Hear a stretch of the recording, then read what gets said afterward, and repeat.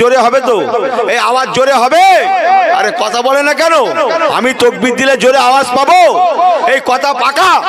আরে কথা পাকা? থাক, এরা পাকা কথা দিয়েছে, পরে হবে। আমাকে ভুল বোঝেন না। অনেকে হচ্ছে হুজুর তুমি তো ভালোই লাগলে, আমাকে ভুল টুল বোঝেন না। আমার পেয়ারা ভাইরা, ও আল্লাহ ওয়ালা গনেরা, হযরত ওমর ফারুক রাদিয়াল্লাহু তাআলা চিঠিতে লিখলেন, রে মিশরের লিল্লাত, আমি তোমাকে হুকুম দিলাম, তুমি আল্লাহর হুকুমে পানি জারি করে দাও, কাল বিলম্ব করবে না। দ্বিতীয় চিঠি সংক্ষেপ বলে গেলাম, হযরত ওমর ফারুক রাদিয়াল্লাহু তাআলা হুজুর আমার মিশরের স্টেট গভর্নর সাহাবী আমর ইবনুল আস রাদিয়াল্লাহু তাআলা কে লিখছেন, বাবা আমর ইবনুল আস, এই চিঠিটা তোমার জন্যে, তুমি নদীর তাতে লেখা, তুমি নদীর চিঠিটা হাতে করে নেবে, একটা দ্রুতগামী ঘোড়াকে নিয়ে ঘোড় পিঠে সওয়ার হয়ে তুমি মিশরের সুকানীল নদীতে নেমে যাবে, মধ্যখানে পৌঁছে যাবে, আর নদীর চিঠিখানা হাতে নিয়ে নদীর মধ্যখানে পৌঁছে গিয়ে বিসমিল্লাহ বলে নদীর চিঠিটা নদীতে ফেলে দেবে। ও বাবা আমর ইবনুল আস, আমি তোমাকে বারবার বলছি বাবা, মনে রেখো, চিঠিটা নদীতে ফেলার পরে তুমি যেন বিলম্ব করবে না, কাল বিলম্ব করবে না, জলদি তোমার ঘোড়াটা ঘুরিয়ে তুমি নদী থেকে উপরে চলে আসবে, নদীর কিনারায় চলে আসবে, উপরে চলে আসবে, খবরদার তুমি যেন কাল বিলম্ব করবে না। বাবা আমর ইবনুল আস, খবরদার মনে রেখো, তুমি যেন একটা বারের জন্যও পিছনে ফিরে তাকাবে না, এতটুকুন দেরি করবে না। হযরত আমর ইবনুল আস রাদিয়াল্লাহু তাআলা উনি বলেছেন, চিঠি দুখানা যখন আমার হাতে এসে পৌঁছালো, আমি একটা দ্রুতগামী ঘোড়া নিলাম। দ্রুতগামী ঘোড়া, কথা বললেন, রাজরাজাদের ঘোড়া আমাদের মতো, এই কলকাতায় দেখেননি? হ্যাঁ, দ্রুতগামী ঘোড়া নিলাম, নদীর চিঠিখানা হাতে করে নিয়ে বিসমিল্লাহ বলে আমি শুকা নদীতে নেমে গেলাম। হুজুর ওমর ফারুক রাদিয়াল্লাহু তাআলা লেখা, হাতে লেখা চিঠিটা বিসমিল্লাহ বলে আমি শুকা নদীর মধ্যখানে ফেলে দিলাম। সঙ্গে সঙ্গে দ্রুতগামী ঘোড়াটা আমি ঘুরিয়ে আমি নদীর উপরে নদীর উপরে ফাঁকা জায়গায় চলে আসলাম, কিনারায় চলে আসলাম, পিছনে তাকাই না, কসম আল্লাহর, কিনারায় ওটার সঙ্গে সঙ্গে একটা পানির শাসা আওয়াজ শুনতে পেলাম। আর একটু জোরে বলে, আর একটু জবান খুলে বলে, নারে দেখবে, নারে দেখবে, নারে দেখবে। কথা কি বোঝা যায়? হযরত আমর ইবনুল আস রাদিয়াল্লাহু তাআলা ফরমাচ্ছেন, কসম আল্লাহর, আমি তখনও নদীর কিনারায় দাঁড়িয়ে আছি, পানি দেখতে পেলাম, শাঁসা শব্দে পানি আসতে আসতে অল্প সময়ের মধ্যে এক সময় পানি কিনারায় লেগে গেল, শুকা নদীটা পানিতে ভরপুর হয়ে গেল। ও সোনপুরের ভাইয়েরা, মুরব্বীরা, আমার নবীরা, শেখিনেরা, তাদের কথা দুনিয়া শুনেছে, জমিন শুনেছে, আসমান শুনেছে, চাঁদ শুনেছে, সেতারে শুনেছে, কুল কায়নাতে শুনেছে, নদীর পানিতে শুনেছে, সবাই শুনেছে। হযরত ওমর ফারুক হুজুরের চিঠি মোবারক পাওয়ার পর থেকে সেই যে নদীতে পানি কিনারায় লেগে গেল, আজকে 2022-এ আজও পর্যন্ত নদীর পানি শুকায় না। ও মুসলমান, ইনশাআল্লাহ ইন্না সাআতা লা রাইবা ফিহি, কিয়ামত পর্যন্ত শুকাবে না।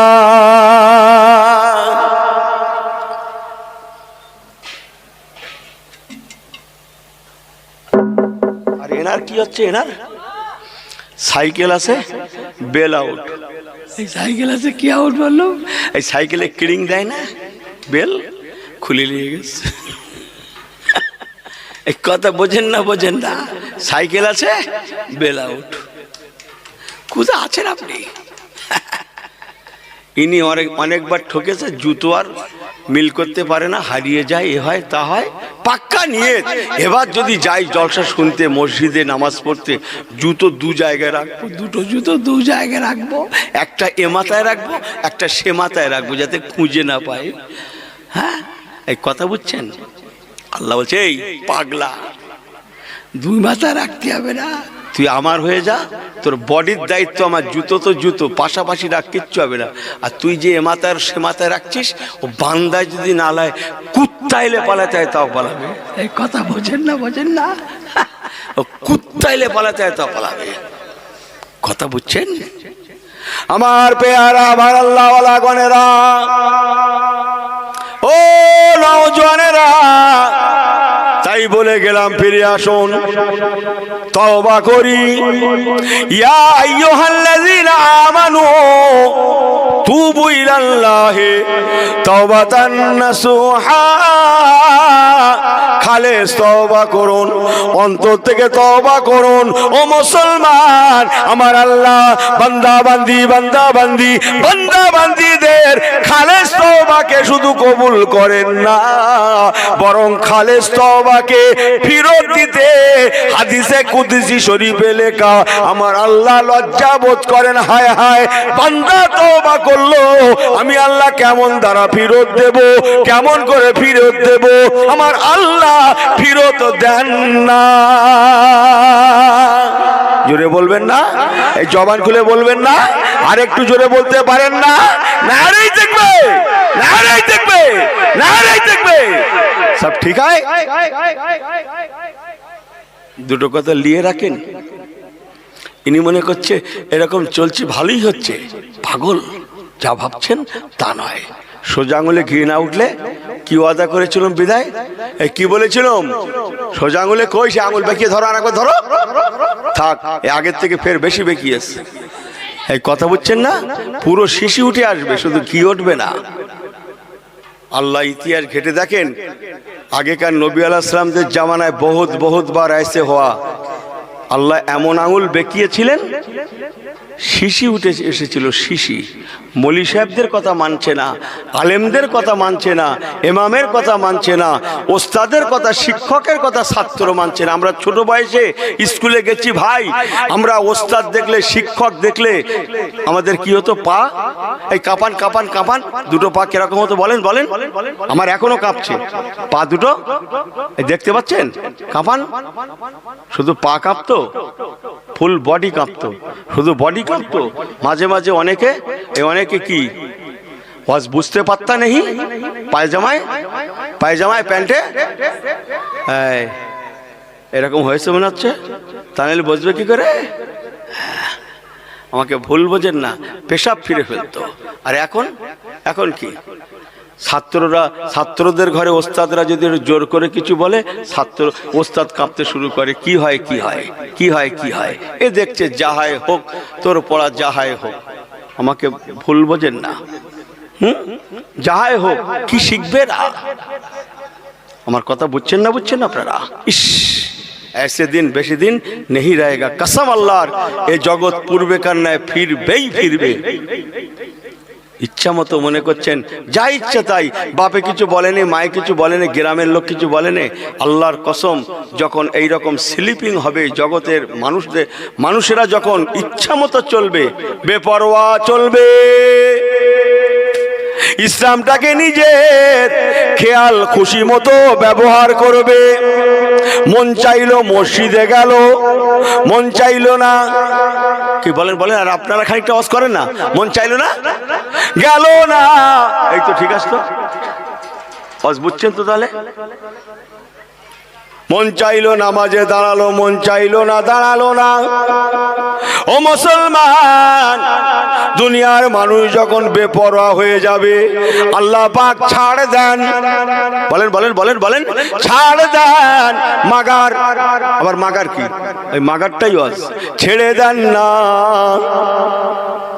আঙুল এমন বেকান বেকাবে মুসলমান, আল্লাহর কসম এই 40 দিনের মধ্যে এই পৃথিবী সোজা করে দেবে, শায়েস্তা করে দেবে। একদিকে কেবল ইমানদারের দল, আর একদিকে ফাসেক ফাজেরের দল হয়ে যাবে।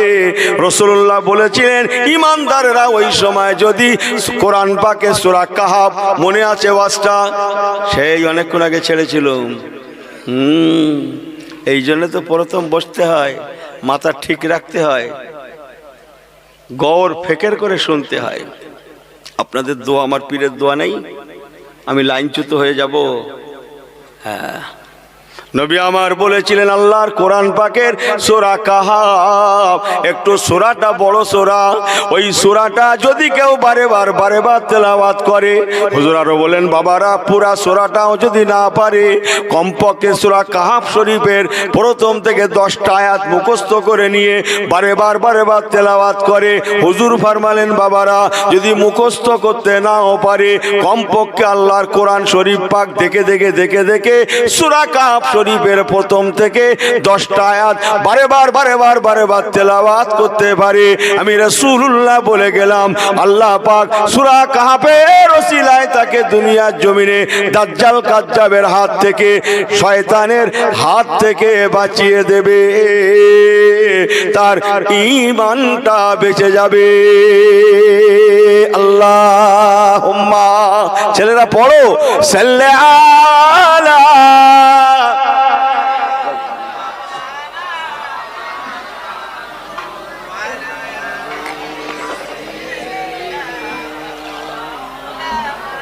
আল্লাহুম্মা সাল্লি আলা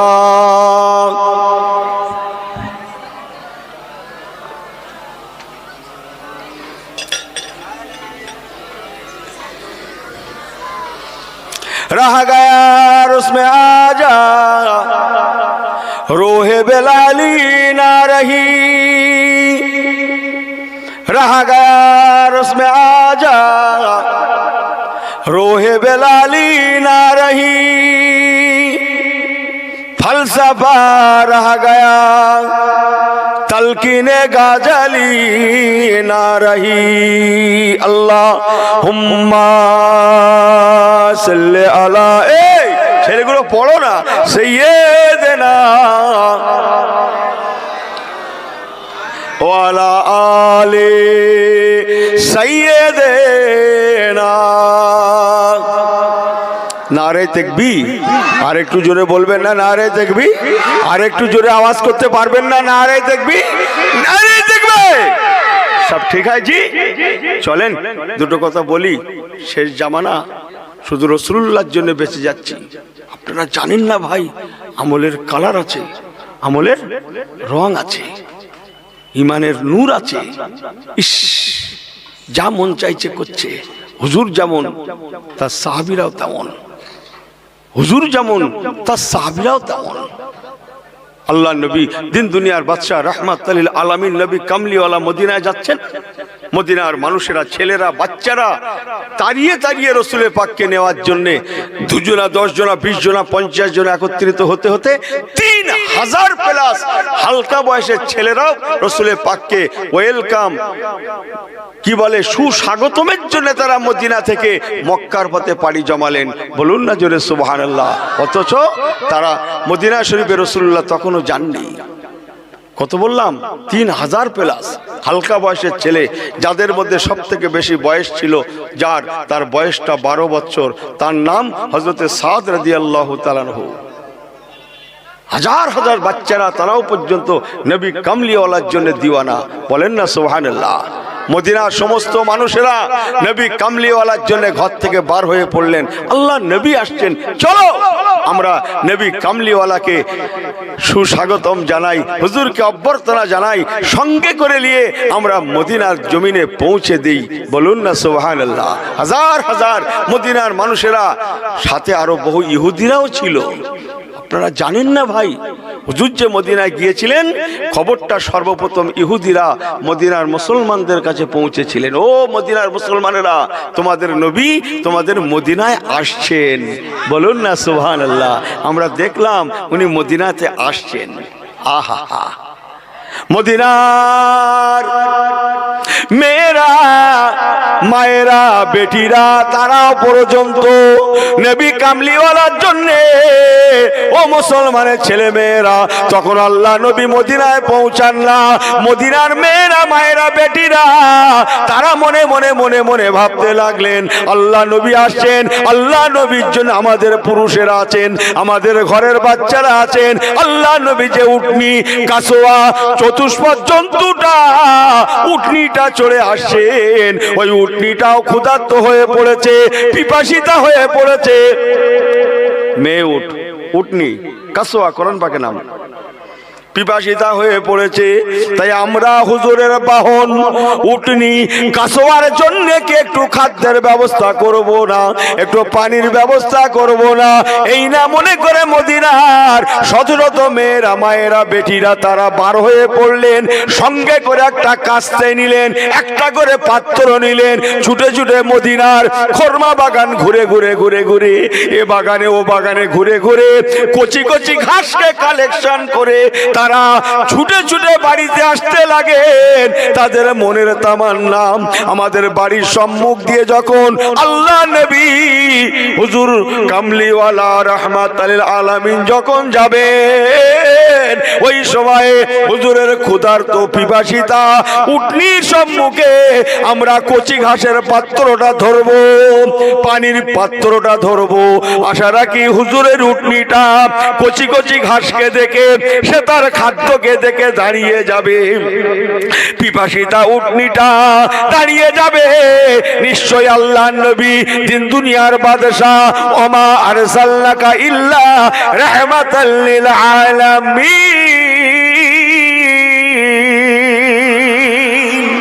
জোরে বলুন না সুবহানাল্লাহ।